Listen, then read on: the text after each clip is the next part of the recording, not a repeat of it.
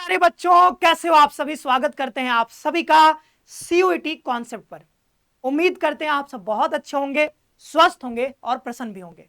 तो सीयूईटी 2025 के एग्जामिनेशन जैसा जानते हो आप सभी लोग ऑलरेडी हो चुके हैं और एनटीए ने कुछ दिन पहले आपका प्रोविजनल आंसर की भी जारी कर दिया था। उम्मीद करते हैं कि आपने प्रोविजनल आंसर की से अपना जो है रिस्पॉन्स जो सीट है उसको मैच कर लिया होगा और उससे आपको यह पता चल गया होगा कि कौन से टेस्ट पेपर में आपके कितने मार्क्स निकल करके आ रहे हैं। और इस हिसाब से इस मार्क्स के अकॉर्डिंग आपने अपने मन में यह भी अब सोचना स्टार्ट कर दिया होगा कि भाई हमको कौन कौन से यूनिवर्सिटीज को टारगेट करना चाहिए, कहां कहां पर मुझे एडमिशन के चांसेस हैं, कहां पे मुझे एडमिशन मिल सकता है। ठीक है, तो ये जो है अब आप मन में अभी तक नहीं सोचे हो तो सोचना भाई स्टार्ट कर दो, क्योंकि यही समय अब आपको सोचना पड़ेगा। ठीक है, कि कौन से यूनिवर्सिटीज में आपको टारगेट करना है, कहां कहां पर आपको काउंसलिंग में पार्टिसिपेट करना है। क्योंकि बहुत सारी यूनिवर्सिटीज हैं, ऐसा तो है नहीं कि आप हर यूनिवर्सिटी में काउंसलिंग करवाओगे, क्योंकि काउंसलिंग के लिए पैसा देना पड़ता है, तो पैसा भी बहुत पे करोगे फिर। ठीक है, तो इतना पैसा होता नहीं एक बच्चे के पास कि हजारों हजारों रुपए वो जो है इतने बहुत सारी यूनिवर्सिटीज में वो रजिस्ट्रेशन करवा पाए। ठीक है, तो गिने चुने यूनिवर्सिटी में ही हम लोग रजिस्ट्रेशन करवाते हैं। ठीक है, जैसे जहां भी आप टारगेट कर रहे हो तो वहां वहां पहले से ही डिसाइड कर लो कि मुझे भाई बीएचयू में, मुझे जेएनयू में, मुझे डीयू में या फिर कहां कहां पर रजिस्ट्रेशन करवाना है, तो ये पहले से अपने मन में बैठा लो। ठीक है, तो ये चीज कैसे बैठाओगे अपने मन में, तो वो अपना मार्क्स के अकॉर्डिंग कट ऑफ थोड़ा सा आइडिया ले लेना। ठीक है, धीरे धीरे कट ऑफ पर वीडियो आ ही रहे हैं, जैसे अभी सर ने बीएलएलबी पर वीडियो बनाया है तो उसको जाकर के देख लीजिएगा। तो इस हिसाब से आप अपना धीरे धीरे जो है मन में बैठा लो कि कहां कहां पर रजिस्ट्रेशन करवाना है। ठीक है, अब देखो यूनिवर्सिटी में रजिस्ट्रेशन यूनिवर्सिटी में एडमिशन के लिए आपको कहीं ना कहीं पार्टिसिपेट करना पड़ता है ऑनलाइन काउंसलिंग प्रक्रिया में। ठीक है, मतलब आपको काउंसलिंग करवाना पड़ता है और काउंसलिंग का पहला जो स्टेप होता है वो होता है रजिस्ट्रेशन करवाना। ठीक है, क्या करवाना? रजिस्ट्रेशन करवाना। जैसे हम एग्जांपल के तौर पर डीयू को लेते हैं, अभी आपको पता है कि डीयू ने अपना जो है पोर्टल ओपन कर दिया है जिसका नाम है CSAS पोर्टल। अगर आपको इसके बारे में नहीं पता है तो जल्दी से जाकर के मेरा पिछला वाला वीडियो देखिए, वो मैंने डीयू के ऊपर ही बनाया, उसको जाकर के जरूर से देखिएगा। ठीक है, तो CSAS पोर्टल पर आप आते हो और इसका जो पहला फेज है, फेज 1 जो है उसको हम कहते हैं रजिस्ट्रेशन की प्रक्रिया। ठीक है, तो रजिस्ट्रेशन आप करते हो यानी आप अपना फेज 1 कंप्लीट कर लेते हो। तो ऐसे ही जैसे ये यू का भी ओपन हुआ है तो धीरे धीरे अब क्या होगा, अभी रिजल्ट आ जाएंगे कुछ दिनों में, धीरे धीरे आपका जो है अलग अलग और भी जो डिफरेंट डिफरेंट यूनिवर्सिटीज है अपना काउंसलिंग पोर्टल ओपन करेंगे। ठीक है, अलग अलग यूनिवर्सिटी का आपको अलग अलग रजिस्ट्रेशन करवाना पड़ेगा, इस बात का ध्यान रखिएगा, और अलग अलग रजिस्ट्रेशन फी भी आपको पे करना पड़ेगा। ठीक है, तो रजिस्ट्रेशन काउंसलिंग करवाने के लिए आपको, ठीक है, इस पूरी प्रक्रिया जो होगी आपकी काउंसलिंग की प्रक्रिया वो ऑनलाइन होगी।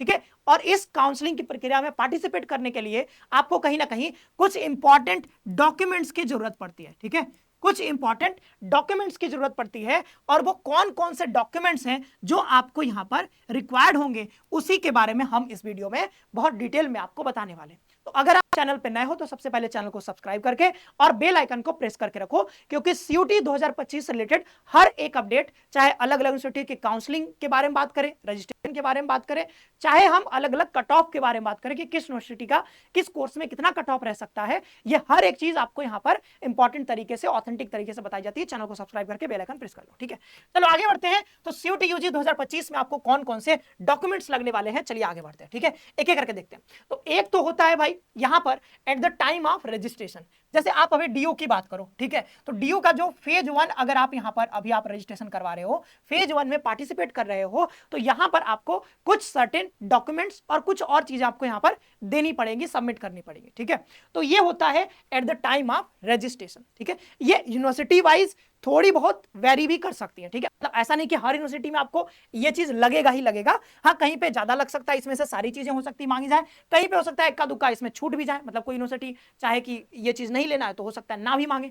बट ये समझना है कि ये सारी चीजें आपको यहाँ पर जरूरी होती हैं, मतलब ये सारी चीजें आपको जरूरी है। मतलब कौन कौन सी चीजें मैंडेटरी है तो वो यहाँ पर हम स्टार लगा देंगे। जैसे मोबाइल नंबर, आपने जो सीयूटी का रजिस्ट्रेशन करवाया होगा, ठीक है, सीयूटी जो आपने फॉर्म भरा होगा तो वो मोबाइल नंबर चाहिए। ठीक है, यहां पर ईमेल आईडी चाहिए, मैंडेटरी है भाई। ठीक है, रोल नंबर जो एडमिट कार्ड पर लिखा होगा मैंडेटरी है। तो ये देखो, ये कोई डॉक्यूमेंट नहीं है, बट कुछ जो इसमें जो आईडी है आपके, जैसे यहाँ पर रोल नंबर है, ये आपको उसमें सबमिट करना पड़ेगा, यानी एडमिट कार्ड की आपको नीड पड़ेगी, क्योंकि रोल नंबर कहां से लाओगे? रोल नंबर तो आपके एडमिट कार्ड पे ही मिलेगा। तो एडमिट कार्ड हमको सबमिट नहीं करना है फोटो खींच करके, बट एडमिट कार्ड पर जो रोल नंबर लिखा होगा वो हमको जरूर से रजिस्ट्रेशन के टाइम पे देना होगा, ठीक है।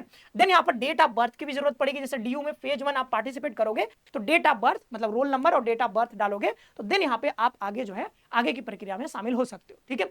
देन यहाँ पर फिर आपको फोन नंबर देना पड़ता है, ईमेल आईडी देना पड़ता है, फिर उसको वेरीफाई किया जाता है ओटीपी के द्वारा। तो ये रजिस्ट्रेशन की प्रक्रिया में जरूरत पड़ती है।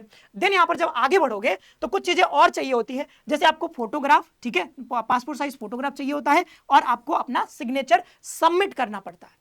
अब डीयू के फेज 1 में मैं बता दूं, फेज 1 जो डीयू का अभी शुरू हुआ है, ठीक है, फेज 1, उसमें आपको फोटोग्राफ और सिग्नेचर सबमिट नहीं करना है, ठीक है, मतलब अलग से सबमिट नहीं करना है, क्योंकि ये इंटीग्रेट कर रहे हैं जो सीयूईटी में आपने भरा होगा। जब आपको याद होगा कि आप जब सीयूईटी का एप्लीकेशन फॉर्म भर रहे होगे तो वहां पर भी आपने फोटोग्राफ और सिग्नेचर दिया होगा, तो सीयूईटी का जो डेटा है वहां से वो डेटा ले लेंगे। जैसे आप यहाँ पे roll number, date of birth ये डालोगे तो यहां पर उससे क्या होगा कि आपका फोटोग्राफ और सिग्नेचर ऑलरेडी उसमें इंटीग्रेट हो जाएगा। तो आपको डीयू के फेज 1 में ये चीज अलग से सबमिट नहीं करनी है, बट हो सकता है जब अलग अलग दूसरे यूनिवर्सिटीज के जब रजिस्ट्रेशन पोर्टल ओपन होंगे तो वहां पर आपको फोटोग्राफ और सिग्नेचर अलग से अपलोड करना पड़ सकता है, ठीक है।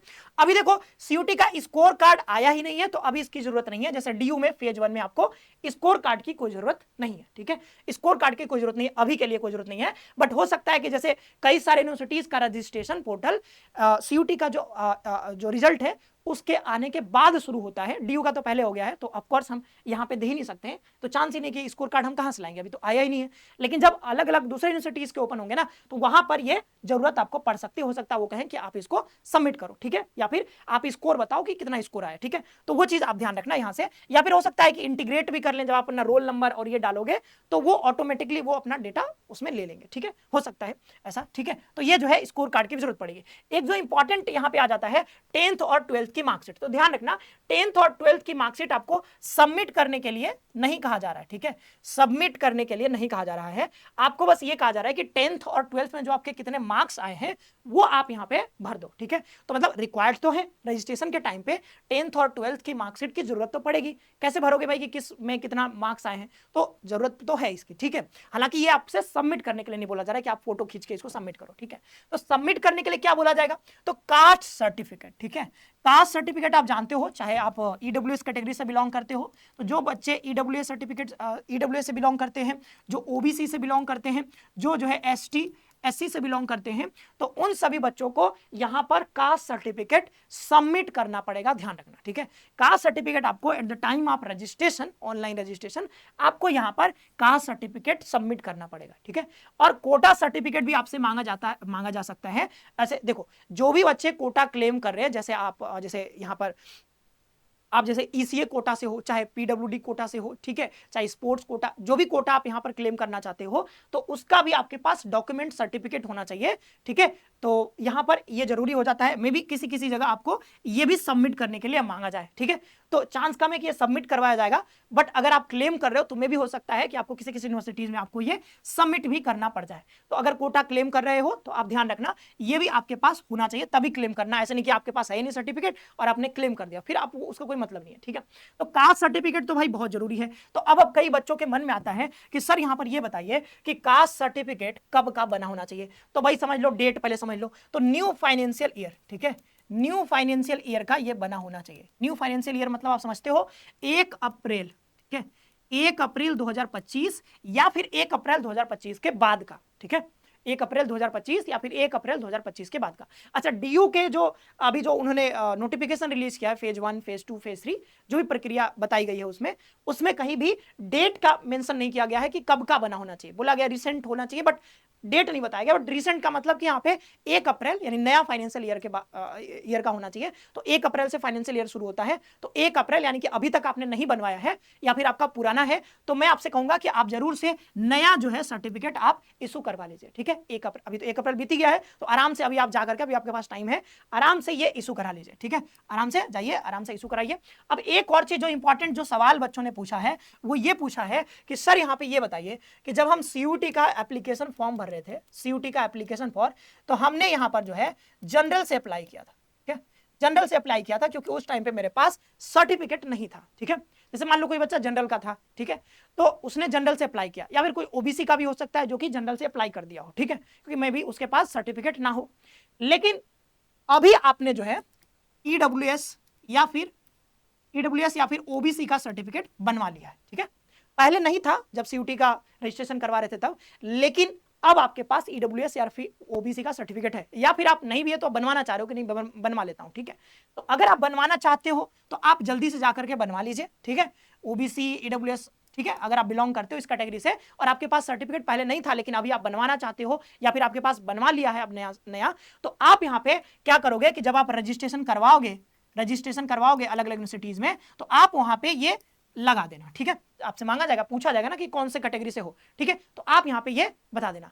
हालांकि एक चीज आप ध्यान रखना कि डीयू जो अपना फेज 1 करवा रही है उसमें वो कुछ जो आपका प्रोफाइल है वो सीयूटी में जो आपने रजिस्ट्रेशन करवाया था जब आप फॉर्म भर रहे थे तो वो डेटा इंटीग्रेट कर रहे हैं। तो कैटेगरी इन्होंने कहा है, डीयू ने कहा है कि आप फेज 1 में जब रजिस्ट्रेशन करवाओगे तो कुछ चीजें आप चेंज नहीं कर सकते हो, ठीक है। तो अगर हमने अभी भरा नहीं है, ठीक है, फॉर्म नहीं भरा है, बट अगर उसमें चेंज करने का ऑप्शन अगर मिलता है आपको, मुझे तो कम चांस लग रहा है कि चेंज करने का ऑप्शन उसमें मिलेगा, बट अगर ऑप्शन मिलता है तो आप क्या करना, कैटेगरी अपना जो है, अगर आप अभी नया जो कैटेगरी आपका हो गया जैसे ईडब्ल्यूएस या फिर ओबीसी, तो नया अगर आप भरना चाहते हो ईडब्ल्यूएस या फिर चेंज करके जैसे जनरल भरा था अब ओबीसी या फिर ईडब्ल्यूएस क्लेम करना चाहते हो, आपके पास सर्टिफिकेट है, तो आप उसको जरूर से चेंज कर देना, ठीक है। मतलब कैटेगरी भरने को अगर ऑप्शन आएगा तो कैटेगरी में आप नया भर सकते हो, कोई दिक्कत नहीं है।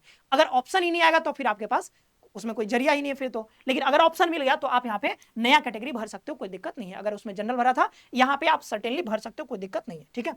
ईडब्ल्यूएस ओबीसी अगर आपके पास ऑप्शन मिलता है तब, मुझे उम्मीद है कि कई सारी यूनिवर्सिटीज में आपको ये ऑप्शन मिलेगा, ठीक है। आगे बढ़ते हैं। अब at the time of offline reporting, अब देखो ये जो प्रक्रिया है ना ये तो सब ऑनलाइन होगा, आपका घर बैठे हो जाएगा सारा, ठीक है। घर बैठे आप कंप्यूटर की मदद से ये सब रजिस्ट्रेशन आप करवा लोगे। एक और होती है चीज जो कि होता है ऑफलाइन रिपोर्टिंग, ठीक है। तो ऑफलाइन रिपोर्टिंग कब होगा, जब आपका पूरा एडमिशन हो जाएगा, आपको अलॉटमेंट हो जाएगा, आप फी पेमेंट कर दोगे, ठीक है, एक्सेप्ट कर लोगे, फ्रीज अपग्रेड वो सब होने के बाद जब कंप्लीट एडमिशन हो जाएगा सभी बच्चों का, देन आपके क्लासेस स्टार्ट होती हैं। आपको पता है ना कि क्लासेस स्टार्ट होती हैं, तो क्लास स्टार्ट होने से पहले आपको एक दिन डेट दिया जाता है, ठीक, कॉलेज आपको डेट देगी कि इस कॉलेज में यहां पर आपको आना है, जिस भी कॉलेज में, मान लो डीयू के जिस भी कॉलेज में आपको एडमिशन होगा तो उस कॉलेज में आपको जाना होगा, ठीक है। तो विद ये सारे डॉक्यूमेंट्स लेकर के आपको जाना होगा, तो इन सारे डॉक्यूमेंट्स की आपको जरूरत पड़ेगी और वहां पर ऑफलाइन वेरिफिकेशन आपका किया जाएगा, ठीक है। अगर कोई डॉक्यूमेंट आपको पाया जाता है कि आपने ऑनलाइन में कुछ भर दिया था, यहाँ पे आपके पास डॉक्यूमेंट नहीं है, तो हो सकता है एडमिशन प्रक्रिया में आपको कोई प्रॉब्लम आ जाए या फिर एडमिशन से आपको बाहर भी किया जा सकता है, ठीक है। तो ऑफलाइन वेरिफिकेशन बहुत जरूरी है, हर बच्चे का होता है ऑफलाइन वेरिफिकेशन और हर यूनिवर्सिटी करती है, ठीक है। तो अब यहाँ पर देखो रजिस्ट्रेशन स्लिप चाहिए, सीयूटी का जो आपने रजिस्ट्रेशन, अच्छा सीयूटी वाला नहीं है ये जो है यहाँ पे जब रजिस्ट्रेशन आपने अभी करवाया ना जैसे डीयू के लिए फेज 1, तो इसका एक आपको रिसिप्ट मिलेगा कि आपने जब फाइनल सबमिट करोगे रजिस्ट्रेशन तो उसका एक आपके पास रिसिप्ट रहेगा, तो वो आप यहाँ पे दे दोगे। अच्छा ध्यान रखना रजिस्ट्रेशन स्लिप के अलावा जो आप पेमेंट करोगे तो पेमेंट स्लिप भी आप रख लेना, ठीक है, मे भी इसकी भी जरूरत पड़े। हालांकि पेमेंट स्लिप मतलब हम ये रजिस्ट्रेशन वाला पेमेंट नहीं करेंगे जो 250 लग रहा है डीयू में, वो नहीं। फेज 1 में जो रजिस्ट्रेशन स्लिप ये तो चाहिए ही, पेमेंट स्लिप हम कह रहे हैं कि जब आप अलॉट होगा आपको, यहां पर देखो अलॉटमेंट लेटर, तो जब आपको अलॉट होगा ना तो उसमें आप फी पेमेंट करोगे, ठीक है, कि मान लो कि 9000 फी है तो एनुअली मान लो 9000 फी लग रहा है, तो आपसे मान लो 9000 जो फी मांगा गया तो फी पे करोगे तभी तो आपको अलॉट होगा सीट अलॉट हो गया, लेकिन आपको उसको एक्सेप्ट करना होगा, एक्सेप्ट करके देन आपको फी पेमेंट करना होगा। तो फी पेमेंट के लिए आपको जो फी पेमेंट का पेमेंट स्लिप होगा वो जरूर आप रखना, वो भी जरूरत पड़ सकती है, ठीक है। तो ये चीज ध्यान रखना। अब यहाँ पे आ जाते हैं पासवर्ड, तो पासवर्ड आप जो क्रिएट करोगे वही तो पासवर्ड आपको याद ही रहना चाहिए, ठीक है। सीयूटी का जो एडमिट कार्ड है वो भी ध्यान रखना, ठीक है, वो भी आपको लेकर के जाना होगा। देन यहाँ पर 10th और 12th की मार्कशीट एंड सर्टिफिकेट, ठीक है, सर्टिफिकेट और मार्कशीट दोनों। देखो कुछ बोर्ड्स हैं वहां पर मार्कशीट जिसमें आपके मार्क्स होते हैं, कौन कौन से सब्जेक्ट्स में कितने मार्क्स आए हैं, और सर्टिफिकेट अलग अलग इशू होता है, ठीक है। लेकिन यूपी बोर्ड में आपका मार्कशीट और सर्टिफिकेट एक ही में होता है, एक साइड मार्कशीट होता है दूसरे साइड सर्टिफिकेट होता है, ठीक है। तो जहां जहां जैसे सर्टिफिकेट अलग से आता है तो अलग से, नहीं तो जो भी मिलता है आपको 10th और 12th दोनों का यहाँ पे चाहिए, ठीक है। और ओरिजिनल लेके जाना है और आपको फोटो कॉपी भी करवाना पड़ सकता है, ठीक है, फोटो कॉपी और मतलब यहाँ पे आप ओरिजिनल भी लेकर के जाना, ठीक है। ऑफलाइन वेरिफिकेशन में ओरिजिनल लेके जाना पड़ता है। देन यहाँ पे टीसी ट्रांसफर सर्टिफिकेट जो कि आपको इशू होगा आपके स्कूल से, ठीक है। देन यहाँ पर हम बात करते हैं सीसी यानी कैरेक्टर सर्टिफिकेट, तो आपके प्रिंसिपल का साइन होगा वो देंगे आपको, ठीक है। माइग्रेशन सर्टिफिकेट भी आपको यहाँ पर रिक्वायर्ड होता है, ध्यान रखना, ठीक है, माइग्रेशन सर्टिफिकेट भी आपको मांगा जाता है। अब पार आईडी, अब ये देखो ये मैंडेटरी नहीं है, ठीक है, इट्स नॉट कंपलसरी या फिर मैंडेटरी नहीं है, ठीक है। यहां पर आपको ध्यान रखना होगा कि धीरे धीरे क्या हो रहा है ना कि अपार आईडी को यहाँ पर जब भी आप एडमिशन लेते हो तो उससे कहीं ना कहीं इंटीग्रेट किया जा रहा है आपके अपार आईडी से, ठीक है। अपार आईडी अब आपको धीरे धीरे मांगा जा रहा है, कई जगह मांगा गया है, ठीक है।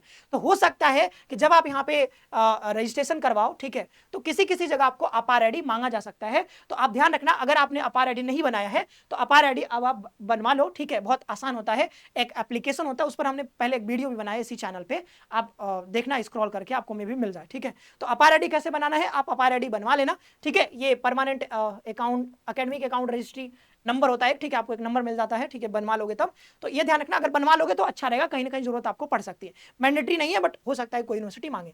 आधार कार्ड यानी एक वैलिड आईडी प्रूफ आपको चाहिए होगा, ठीक है। हाँ, कास्ट सर्टिफिकेट जो बताया पीछे बता ही दिया, ठीक है। डेट क्या होना चाहिए और यहाँ पे ये आपका चेंज कर सकते हो, नहीं चेंज कर सकते हो, सब बता ही दिया। तो कास्ट सर्टिफिकेट भी आप नया जाकर के बनवा लो, सभी लोग, जिन लोगों ने नहीं बनवाया बनवा लीजिए, ये भी आपको मांगा जाएगा, इसका भी वेरिफिकेशन किया जाएगा। हाँ, कुछ जगह पे आपको इनकम सर्टिफिकेट भी मांगा जा सकता है, अगर आप चाहते हो कि नहीं मुझे स्कॉलरशिप मिले तो आप इनकम सर्टिफिकेट आपको दिखाना होगा, ठीक है। तो इनकम सर्टिफिकेट भी बनवा लेना, क्योंकि जरूरत पड़ती है बाद में। फिर यहाँ पर डोमिसाइल सर्टिफिकेट भी आप बना लेना, इसकी भी जरूरत पड़ सकती है, मांगा नहीं जाता है वैसे जनरली, बट पड़ सकता है, इसको कहते हैं हम निवास प्रमाण पत्र, ये बनवा लेना, ठीक है। देन यहाँ पर अगर आप कोई कोटा क्लेम कर रहे हो, जैसे पीडब्ल्यूडी, ठीक है, चाहे एनसीसी कोटा, चाहे ईसीए कोटा, चाहे स्पोर्ट, जो भी कोटा आप क्लेम कर रहे हो, तो इसका सर्टिफिकेट भी आपके पास होना चाहिए। आपने अगर क्लेम किया है कोटा तो आपको ये सर्टिफिकेट आपके पास होना ही चाहिए, तभी आप जाकर के ऑफलाइन वेरिफिकेशन में सक्सेसफुली सारी चीजें करवा पाओगे, नहीं फिर दिक्कत हो सकती है आपको, ठीक है। सीट अलॉटमेंट लेटर, जैसे कि यहाँ पर देखो कि पिछले वीडियो में मैंने बताया था कि जब आप प्रेफरेंस भरोगे, प्रेफरेंस के बाद आपको अलॉट किया जाएगा, ठीक है। थर्ड फेज में, डीयू के थर्ड फेज जो स्टार्ट होगा उसमें आपको अलॉटमेंट किया जाता है। तो अलॉटमेंट मान लो कि आपको प्रेफरेंस कोई मिल गया, मान लो फोर्थ प्रेफरेंस मिल गया, तो जब प्रेफरेंस मिलेगा तो एक एक्सेप्ट का बटन होगा, एक्सेप्ट करोगे, फिर पेमेंट करोगे, ठीक है। तो जब आपको अलॉटमेंट हो जाएगा ना, तो अलॉटमेंट लेटर भी आपको मिलेगा, सीट अलॉटमेंट लेटर आपको प्राप्त हो जाएगा, ठीक है, कि कौन से कॉलेज में कौन सा कोर्स में आपको एडमिशन हुआ है, ठीक है। तो वो सीट अलॉटमेंट लेटर भी आपको लेकर के जाना होगा यहाँ पर कि कौन से कोर्स में कहां पर आपको एडमिशन हुआ है, ठीक है। और इसका जो पेमेंट होगा वो पेमेंट का स्लिप भी आप रखना अपने पास। और गैप अगर आपका हो गया है, ठीक है, मान लो 1 साल 2 साल, मान लो आपने 2024 में पास किया था, 2023 में पास किया था, तो अगर आपका गैप हो गया है तो अब मैं कहूंगा कि आप अपना गैप सर्टिफिकेट भी बनवा लेना, ठीक है। वैसे मैं बीएचयू में एडमिशन लिया था, ठीक है, और मेरा भी 1 साल का गैप था, बट हम लोगों से नहीं मांगा गया था गैप सर्टिफिकेट, 1 साल का गैप था, नहीं मांगा गया था। बट मे भी अगर मांगा जाए तो आप पहले से तैयार रहो ताकि कोई दिक्कत ना आए, तो गैप ईयर सर्टिफिकेट भी आप बनवा करके रखो, ठीक है। तो ये हमने सारी चीजें यहाँ पर आपको बता दी है कि कौन कौन से डॉक्यूमेंट्स आपको चाहिए, ठीक है। अब मे भी यूनिवर्सिटी वाइज ये थोड़ी बहुत चीजें जो है वेरी भी कर सकती हैं, हो सकता है कहीं पे से आपसे डोमिसाइल मांगा जाए, कहीं पे ना मांगा जाए, ठीक है। तो ये चीजें ध्यान रखना, लेकिन हमने ओवरऑल एक बता दिया आपको कि ऑफलाइन रिपोर्टिंग के समय क्या क्या लगेगा और रजिस्ट्रेशन के समय पे आपको क्या क्या यहाँ पे लगने वाला है। तो सारी बातें हमने इस वीडियो में आपको बता दी हैं। फिर भी आपके मन में कोई डाउट रह जाए, कोई समस्या है, तो आप हमें जरूर बताइएगा। मिलते हैं नेक्स्ट सेशन में। आप सभी का बहुत बहुत धन्यवाद। खुश रहिए, पढ़ते रहिए और अपना ख्याल रखिए।